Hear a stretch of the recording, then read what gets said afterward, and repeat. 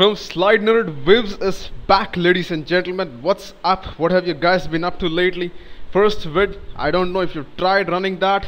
It must have worked. If otherwise, you can leave comments. But in this vid, I'm gonna talk about how to run Hello World using Eclipse. Now this time, no shortcuts. We're gonna go the hard, the long, the lengthy way.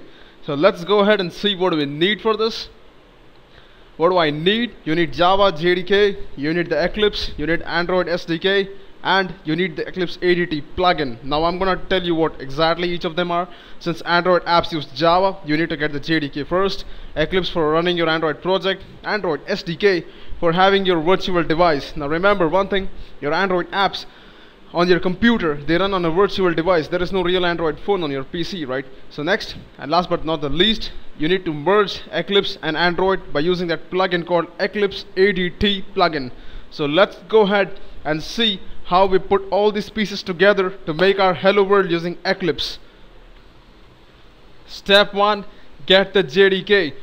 As you guys can see, you'll be overwhelmed with the options over here. I'm gonna download the latest JDK. Click accept the license agreement. I'm using Windows 64-bit machine, so I'll download JDK for my particular machine. If you guys are using something else, you should probably check some other option. Again, the installation is pretty simple. You guys don't have to, put your brains behind this. It's just next stuff, which we do all the time. Once the install is done, we go to step 2, Eclipse download. Again, I'm gonna have to pick it for 64-bit Windows, which I'm using. I'm gonna go ahead, download it. Eclipse does not need to be installed. It gives a zip file. Just extract the file, open the folder, and plug and play. That's how it works. So I'm gonna go ahead, extract it inside the folder. As you guys can see over here, there's eclipse.exe. Gonna start that.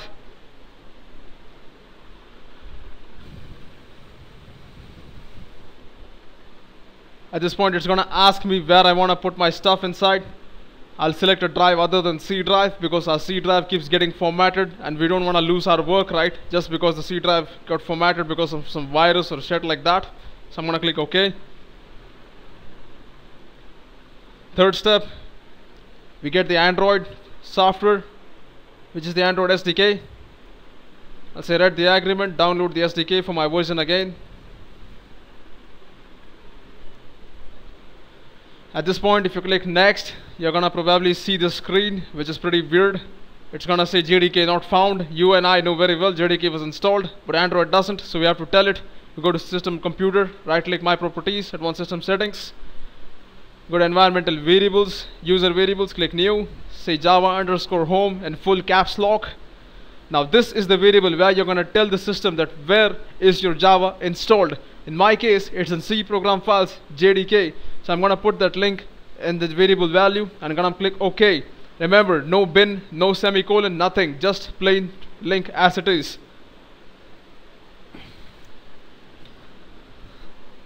So now go back and you guys will see what happens now.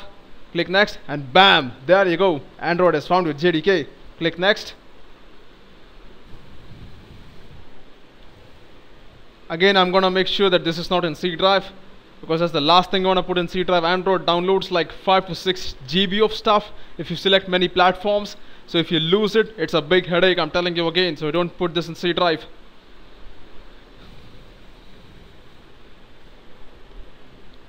Click next, install.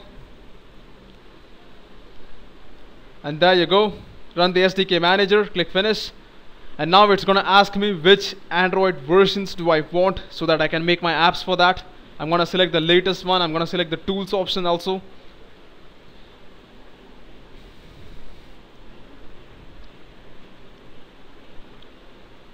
As you guys can see, there's a whole lot of platforms here. If you go ahead and download everything, it's gonna be like one big file of 10 GB, I guess. So make sure you carefully choose which platform you want. Remember, Android 4.0 onwards is for both tablets and phones. Android 3.0 or Honeycomb is only for tablets, and anything before that, that is Gingerbread, and the other one, 2.2 Froyo, they are for mobiles only.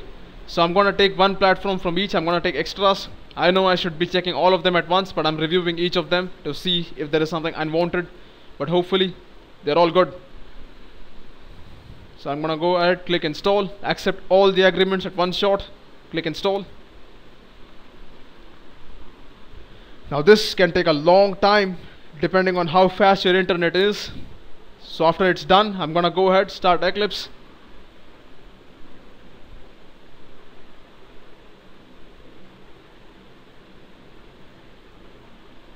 Again, I forgot to check the default location. Oh crap. I'll go to Window, Help, Install New Software. Now the last part, installing the ADT plugin for Eclipse. This is what we are doing exactly. At this point we have the SDK and we have Eclipse separately, right? We need to merge them together and tell Eclipse that there you have Android. So we need to do that by installing this piece of software called ADT plugin. So I'm gonna go ahead, dlssl google.com. And also this Android ADT plugin has extra tools for allowing you to debug Android apps and doing other stuff like trace view and debugging, blah blah blah. I should have selected all the options, but I was just reviewing them again. NDK, if you don't want it, you can unselect it.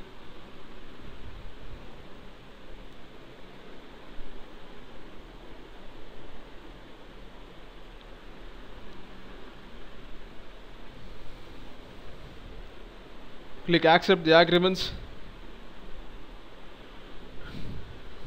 Alright, so at this point you'll get this warning which will say this content is unsigned, blah blah blah, there is no trust.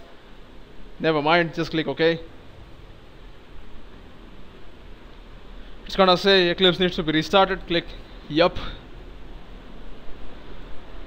So when Eclipse restarts, this time I won't miss this option. Yup, I'm gonna take that one, use the default location. Click OK. So now we need to tell Eclipse where our SDK is installed. I'm gonna go ahead, click browse. Remember, SDK was somewhere in my E drive, so I'm gonna go ahead, computer, E drive.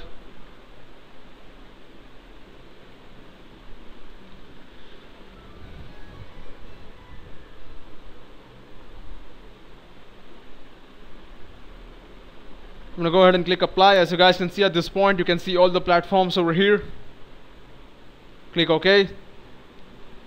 So now I go to Window, Android virtual device. Now I need to create a device on which I can run my apps.